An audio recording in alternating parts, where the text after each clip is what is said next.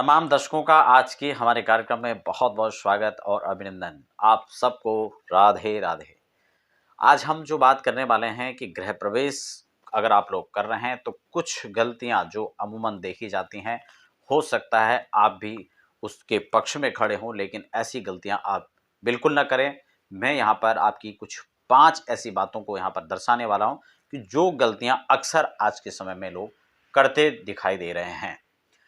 तो वो कौन सी 5 गलतियाँ उस पर हम लोग चर्चा करेंगे। इससे पहले एक छोटा-सा निवेदन भी रहेगा, यदि आप पहली बार हमारे चैनल पर विज़िट कर रहे हैं तो चैनल को सब्सक्राइब करके बेल आइकन को ज़रूर दबा लीजिए ताकि आने वाली जो अपडेट्स हैं वो आपको हमारे कार्यक्रम की मिल सकें।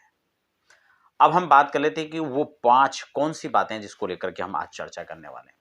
सबसे पहले तो जब आप प्रवेश करते हैं तो उसका एक पर्टिकुलर मुहूर्त निकाला जाता है और उसी शुभ लग्न में आपको गृह प्रवेश करना चाहिए। ये बात आप सब लोग जानते हैं जो लगातार हमारे कार्यक्रम को देखते हैं।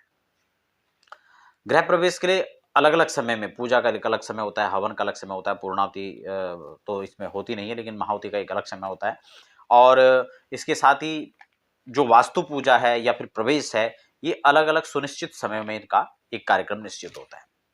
अब ऐसे में जब गृह प्रवेश हम लोग कर रहे होते हैं, पर्टिकुलर एक लगन में हम शुभ लगन में प्रवेश कर रहे होते हैं, उस समय हमने अक्सर देखा कि कई बार ये गलतियां यजमान ही नहीं अपितु ब्राह्मण भी करते हुए दिखाई देते हैं कि वो एक स्वस्तिक जमीन पर बनाते हैं जहां पर कि हमें प्रवेश करना होता है और फिर उसी स्वस्तिक से आपको पार करके लांग करके या उसके ऊपर चल करके आप गृह प्रवेश करते हो।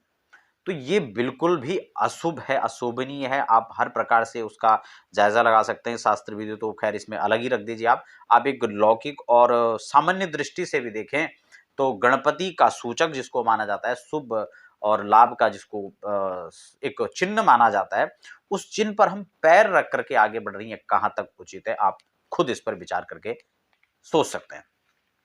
तो ऐसा आप बिल्कुल भी ना करें।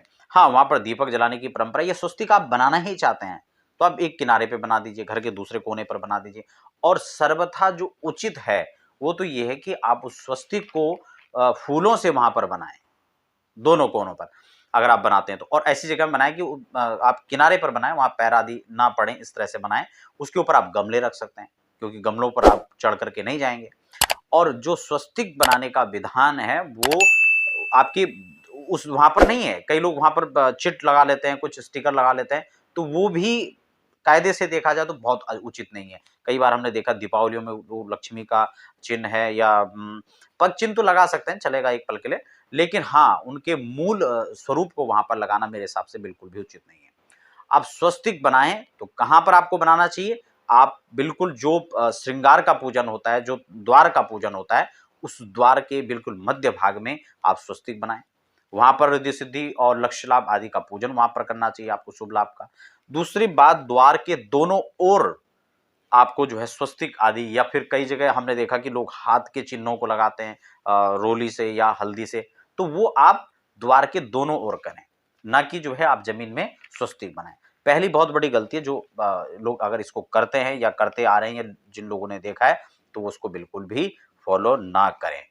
दूसरी एक बहुत बड़ी गलती जो कि अक्सर हमने देखा कि बहुत सारे कुछ चीजें परंपरा में हमारी आ जाती है, फिर हम लोग उनको सही है या गलत है उस पर कभी भी अपना विचार विमर्श नहीं करते हैं, मंथन नहीं करते हैं, चिंतन नहीं करते हैं या उसके शास्त्रीय पक्ष को ढूंढने का हम लोग प्रयास भी नहीं करते हैं। कई बार आपने देखा होगा कि लोटा अनाज से भर करके उसको आपने जो है पैर मार दिया। तो ये भी आप देखिए कि अन्न को ब्रह्म कहा जाता है। अगर आपने चावल से भर रखा है या किसी भी धान्य से आपने भर रखा है, इवन आपने जल से भी भर रखा है, तो भी आप उसको लात मार करके गिराना मेरे हिसाब से सर्वथा उचित है। शास्त्र इस बात की इजाजत नहीं आपको देता है कि आप वहां पर अन्नों को लात से गिराएं और न ही किसी प्रकार का ऐसा कोई विधान मिलता है।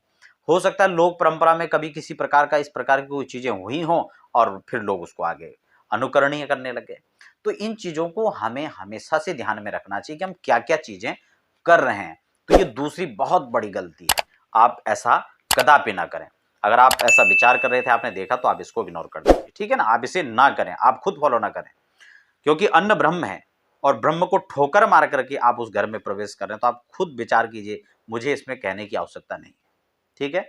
आप ना तो वहां पे जल का लोटा गिराएं, ना आप वहां पर जो है अन्न का लोटा गिराएं। कई बार लोग छोटी कन्याओं के पग चिन्ह वहां पर रोली से स्थापित करते हैं वो चलेगा, कोई दिक्कत नहीं है।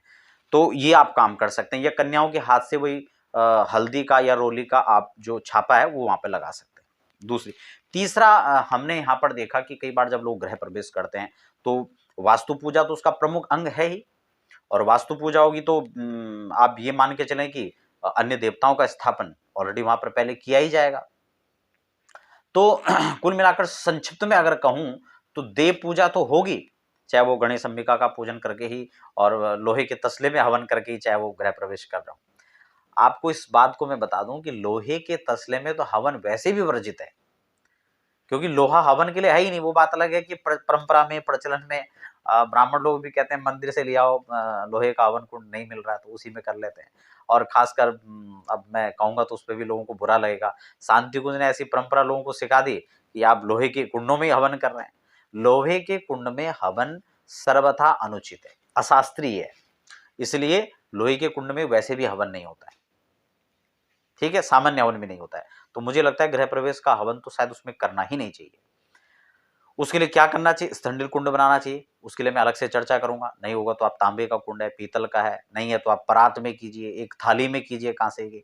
तो वो खैर अलग अलग स्थिति में उस पर अलग से स्वतंत्र चर्चा करूंगा। फिलहाल आज के कार्यक्रम में मैं आपको जो चीज बताने वाला हूं उसको आप समझिए कि देव पूजा तो आप करते ही हैं, चाहे आप छोटी पूजा करें चाहे आप बड़ी पूजा कर रहे हैं, ठीक है। लेकिन सबसे बड़ी बात यह है कि आप उस पूजा के साथ साथ में पितृ पूजा, क्योंकि देवताओं और पितरों के बिना, उनकी कृपा के बिना शायद आपको ये घर नहीं मिला होगा।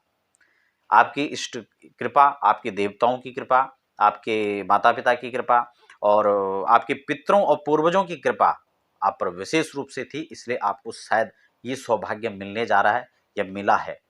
तो आपको इस बात का ध्यान रखना है कि देव पूजा के साथ साथ में वैसे तो गृह प्रवेश की पूजाओं की विधि है पूरी, और पूरी विधि विधान से आपने कई कार्यक्रम हमारे देखे होंगे। मैं छोटी छोटी कभी कभी इस तरह की क्लिप भी जो है यूट्यूब पर अपने दर्शकों के निमित्त डाल देता हूं ताकि वो उन चीज़ों को फॉलो करें।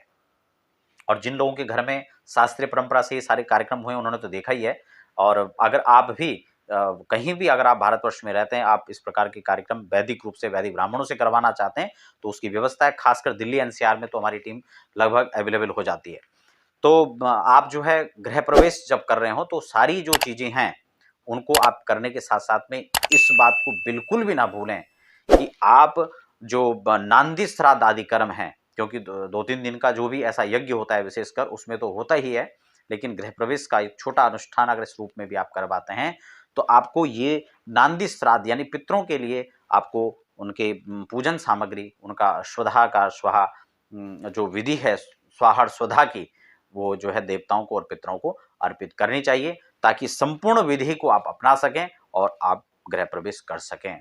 तो ये चीजें आपको ध्यान रखनी है कि देव पूजा के साथ पितृ पूजा बहुत जरूरी है। और वास्तु के पूजा के गृह प्रवेश वास्तु पूजा के बिना मेरे हिसाब से बिल्कुल भी नहीं होना चाहिए, क्योंकि वास्तु का ही पूजन गृह प्रवेश में मुख्य है। ये सब चीजें ध्यान देने की हैं। कई बार हमें यही पता नहीं होता है जन्मदिन है कौन सी पूजा मुख्य है, नवरात्रि है तो कौन सी पूजा मुख्य है। हम लोग पूजा तो कर रहे हैं, उसको फॉलो कर रहे हैं उन चीजों को, लेकिन ये मालूम नहीं है कि वास्तव में किस चीज की पूजा यहाँ प्रधान होनी है। तो इन सब चीजों को ध्यान में रखना चाहिए। गृह प्रवेश में वास्तु शांति प्रमुख रूप से है, और गृह प्रवेश में कौन कौन सी प्रमुख पूजाएं होती हैं उसको लेकर फिर मैं अलग से एक कार्यक्रम में चर्चा करूंगा। तब तक के लिए हमें दीजिए इजाजत। आप सबको राधे राधे।